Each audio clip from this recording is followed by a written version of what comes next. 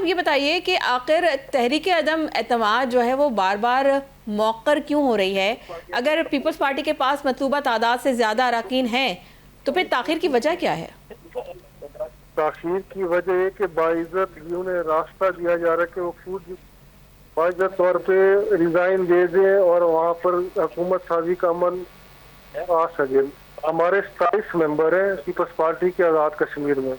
Total 53 کی strength ہے اور پہلے بھی آزاد لوگوں کی گورنمنٹ تھی آزاد کشمیر میں.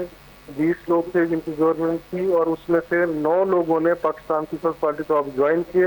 ہماری 4 لوگوں نے جوائن کیا. ہمارے 27 اسٹرینتھ ہے جس میں نون لیگ کے 53 میں سے 9 ہیں پارلیمنٹیرین. ان کی بھی حمایت پاکستان پیپلز پارٹی کے امیدوار کو حاصل ہے اور وہاں پر وہ کوشش کر رہے ہیں کہ خود ریزائن دے کے اور اس پروسیس کو سموتھلی آگے جمہوریت کے عمل کو چلنے دیں. اچھا گیلانی صاحب یہ بتائیے کہ یہ جو تاخیر ہے تو کیا یہ سیاسی دباؤ کی علامت ہے یا سیاسی حکمت عملی کا حصہ ہے؟ کیونکہ بلاول بھٹو نے جو ہے وہ کل اجلاس کی صدارت وہ کریں گے. آج اجلاس ہونے والا تھا وہ ملتوی ہو گیا. اب آپ یہ کہہ رہے ہیں کہ وہ ان کو ٹائم دیا جا رہا ہے کہ وہ باعزت طور پہ جو ہے خود ہی استعفیٰ دے دیں. لیکن کیا یہ فیصلہ اسلام آباد سے لیا جا رہا ہے یا مظفر آباد کی قیادت خود مختار ہے؟